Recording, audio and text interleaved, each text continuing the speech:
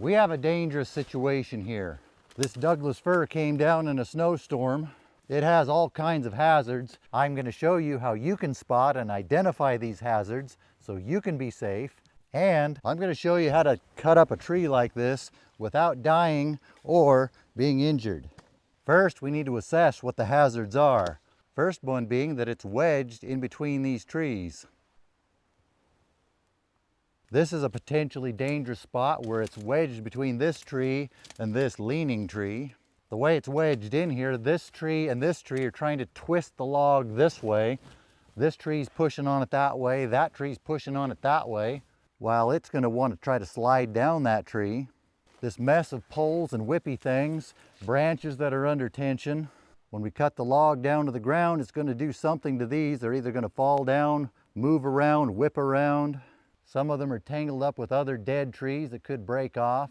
A lot of times people put their focus on the big obvious danger, but it ends up being one of those little things that ends up getting them. Like this small pole, when this log lands on it, what's it going to do to that which is hooked up to these dead trees, which are right above where we might be working? On top of all that, I just broke the strap on my chainsaw chaps. I'm going to go fix that, then we'll come back and start on the top of this.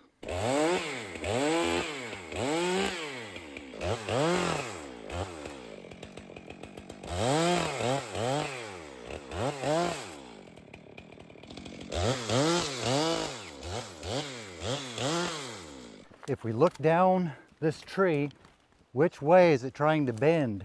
It's already bending that way. It's jammed up against this tree and another tree over there that's pushing it that way, trying to bend it. Since the tree is trying to spring this way, this tree is keeping it from doing that. If we cut it off over here, it's going to spring this way at us. That's where the whole doing it without dying comes in. We don't want to be over here when this gets cut off.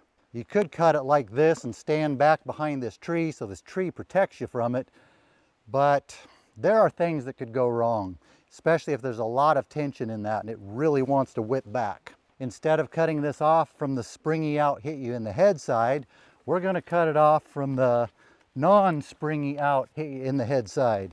I don't expect this one's going to fling very much because it's been dead for over a year. It dried out over the summer, then it got wet again. The wood fibers have become accustomed to being in this position. A little bit like when you go to bed with wet hair, wake up the next morning and your hair is all wonky. Well, this one is kind of adjusted to this wonky position. But we will err on the side of caution, stay on the safe side, because I'm just not a big fan of blunt force trauma. Also keep in mind, when this is cut off, this piece could be under tension too. This tree's pushing back on it. This could whip around, but this tree will keep it from whipping around. It could come back this way, so it's best to stay back over here out of that possible scenario. But in this case, I don't think it's going to whip back much at all. In order to stay alive while working in the woods, you really have to pay attention to the tension in the wood, because wood under tension is what can get you if you're not paying attention. That just came out that way.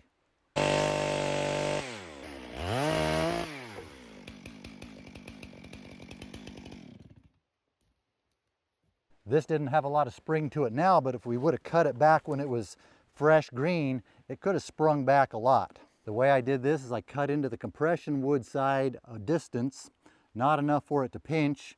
Because there wasn't a lot of tension, I could go a good distance into it and finish on the tension side.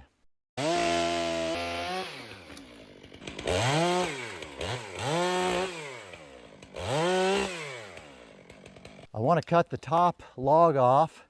The obvious danger there is that log is going to fall, and we want to be out of the way of the falling log. But we also need to look around, look at the ground, see what's going to happen and what potential dangers are there when it falls, when it on its way down and when it hits the ground. When it falls, it's going to land on this slanting cedar. There's a good chance that's going to kick it that way. So I don't want to be on this side when I cut it if it's going to be kicking this way from hitting that. I think it would be safer to be on this side, the opposite from where it's going to kick. There's also the chance when it hits that, this end could kick around this way, Probably not, but when I cut it off, as soon as it starts to fall, I want to be prepared to back away out of its reach. I want to make sure I have a clear path to step out of its way, and I do. I also want to look at the ground, see what it's going to land on. Have all these branches and this thing, which is right there where I want to be when this falls. While you're watching the big obvious danger, it's these little things that can get you. So we'll get that out of the way. These are less of a danger, but I'm going to cut the ends off of these.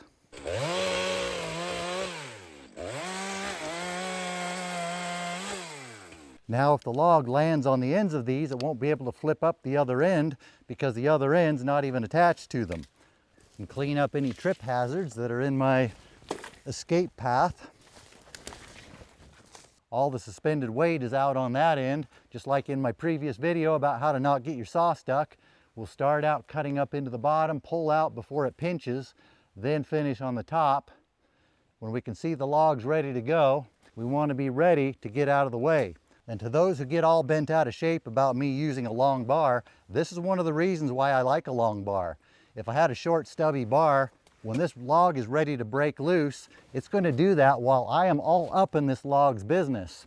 But with a long bar, I can get a good reach on it and be several feet away from it.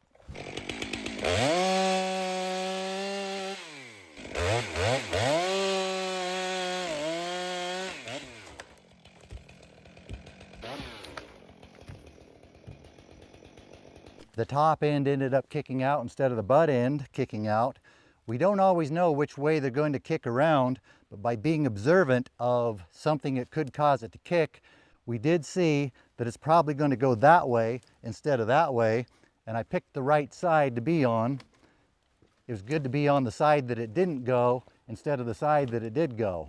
The safer way to do this, while it was still up there, probably would have been to cut off just short sections at a time instead of the full log. But when we're logging, we're after full-length logs. Those short pieces wouldn't do us much good.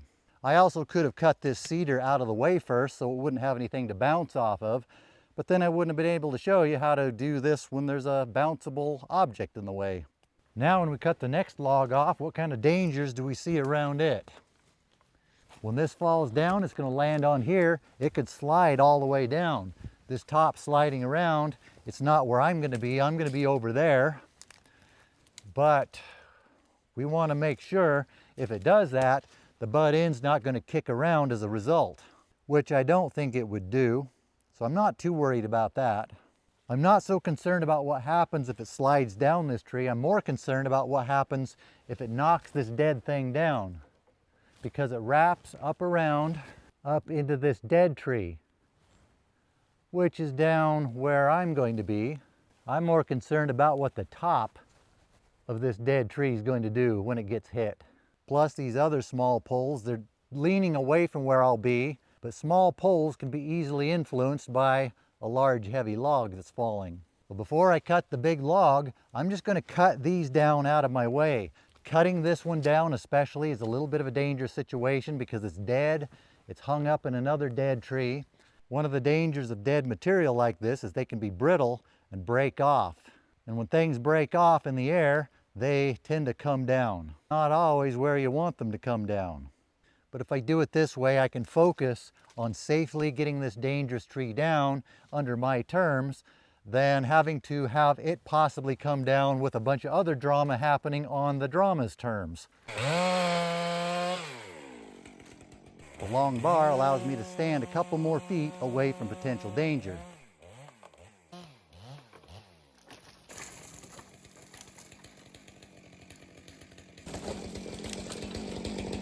I'll cut this into shorter pieces where the log's going to land to keep it from flipping the rest of the tree up in the air.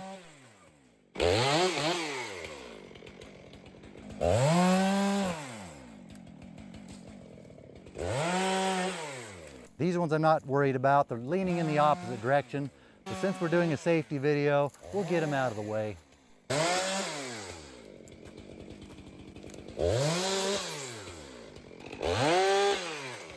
Branches like these that are going from the bottom of the tree, sticking into the ground, like this one and this one, could be holding up some of the weight of the tree. in this case, these ones aren't, they're broken off. And it's not uncommon to have branches like this on the bottom of the tree that are holding up some of the weight. Keep in mind, when you cut those off, something might move. It's also a good place to get your saw pinched. In that case, I wouldn't want to cut straight through it. I'd cut at an angle. If you cut straight, it can pinch your bar. But if you cut at an angle, it's more likely to slide past your bar. Then after you do that and it slips by and takes off the weight, then you can cut it off flat.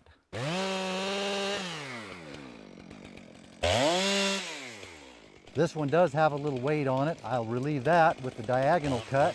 I can see it starting to pinch when I go in this direction, so I'll switch sides, finish on the tension wood. This one's in the land zone, leaning out over where I'm going to be, or at least over where I need to escape to.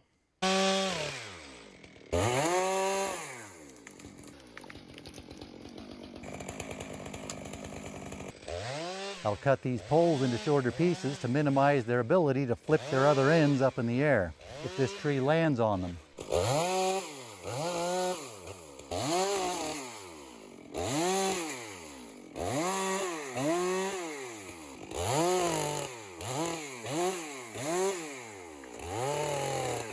We have this situation here where the tree's trying to be clever and jam up between these trees with a whole bunch of suspended weight on the other side. I think the safer way to do this would be to cut this off over here, take all that weight off before dealing with this situation. But if we were logging, let's say we needed this whole length of log and we needed to cut it off here. So we'll do it that way today just to keep things interesting. We'll cut it off here. But what's going to happen when we cut this off? This is the pivot point for the log. There's more weight over here. All the weight's out here suspended like a lever. This is the fulcrum. It's going to be lifting up really hard on this end. But then there's the weight of this side that's also being put where we're cutting. This tree's not lifting straight up, it's pushing out at an angle. There's a good chance it's going to want to slide down this tree. When I cut it off, I don't want to be on this side where it's going to slide down. I want to be on this side where this tree is going to keep it from coming this way. It is a dead tree, but it's not super dead. It's going out that direction, but we have to be mindful of what's going to happen when this tree gets shaken. But it's still green and the stump's still alive. It should be solid. But we want to keep that in mind. As Mr. Newton used to sometimes like to say, for every action there's an equal and opposite action. This tree is pushing the log that way, which is pushing it into that tree, which means that tree is pushing into this tree. So when we free up that side of the log, is it going to try to come this way? If we look down it, it's jammed up against this tree. The other end is jammed up against that white fir and its own stump. So it's not likely to come out this way. We should be safe on this side, but always keep it in mind that things don't always work out the way you expect them to. But with all that safety gobbledygook out of the way, now we need to know how to cut into this without getting the saw stuck. Where's the compression wood going to be and where's the tension wood going to be? If you don't know what that is, go back to my video from a week or two ago or a few days ago about not getting your chainsaw stuck. This is a complex situation here. We have a lot of weight out here acting like a lever, lifting this side up, but not straight up because this is at an angle and it's pushing it more that way. On this side, we have the weight of all this pushing down. It's being suspended all the way down to probably this spot. There's an old rotten stump under here that may or may not be acting like a fulcrum. Hard to tell if that's actually holding it up or not. I can see daylight under some spots. If it is putting all or most of its weight on this spot, that means the weight over there is lifting up on the root wad, which means the root wad is lifting up on that side, maybe, which may or may not mean that some of the weight back there is taking some of the weight off of this. But I don't think it would be very much. When I factor all of that in, do the calculations, the net result is I'm not exactly sure where the compression wood is and where the tension wood is. I have an idea. I think the compression's probably going to be on the bottom, the tension's going to be on top. There's so much leverage here with that weight fully suspended, I think that's going to overpower the weight of this sitting on it. It's also jammed between this tree and that tree, which may be keeping it from falling down. It might be holding up the weight. So there may not be much weight on this side. Since I don't know for sure, I'm going to go with my gut instinct and cut into it as if it was so. I'm going to cut in from the bottom first, as if that was the compression wood, but I'm going to do it very carefully. If I start noticing it's doing something differently than what I was expecting, I'll quickly pull the saw out and change my approach. I especially don't want to get my saw stuck here, because not only do I have to then get my saw unstuck, I have to do it in this dangerous situation.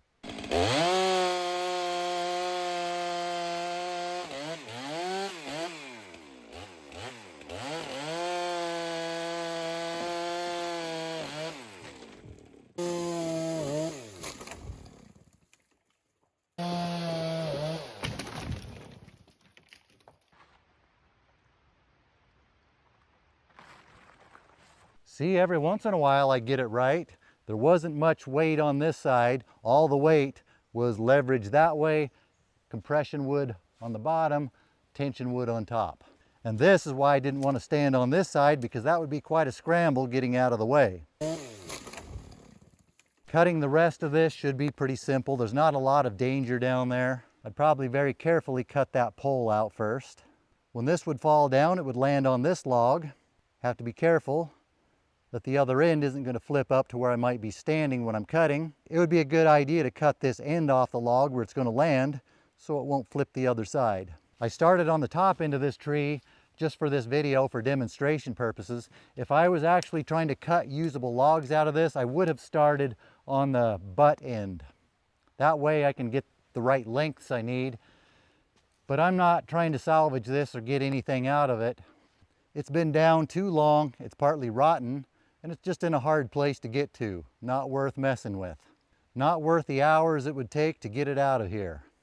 Since there's nothing really dangerous about the rest of this, nothing I haven't already shown you, I'm not going to cut the rest of it today. Maybe I'll come up with some other video idea for the rest of it. Of course, every tree is going to be different. The way you handle each one could be different. The main point of this video is to point out some of the dangers to be looking out for. What kind of things to watch out for that could be dangerous? When you cut off a log, when it falls, is it going to go straight down, or is it going to kick off in some direction? Is it going to land on something that's going to flip up and hit you? That's one of the most dangerous things. Or is it going to hit something that goes up overhead that might come down on you? Or are you going to cut something that's under tension and it's going to spring back and get you? This is how I did this tree in this situation, but every tree is going to be different. Just know the things you need to look out for. I've always been a big fan of not getting hurt, of staying alive. I highly recommend it. Be safe out there.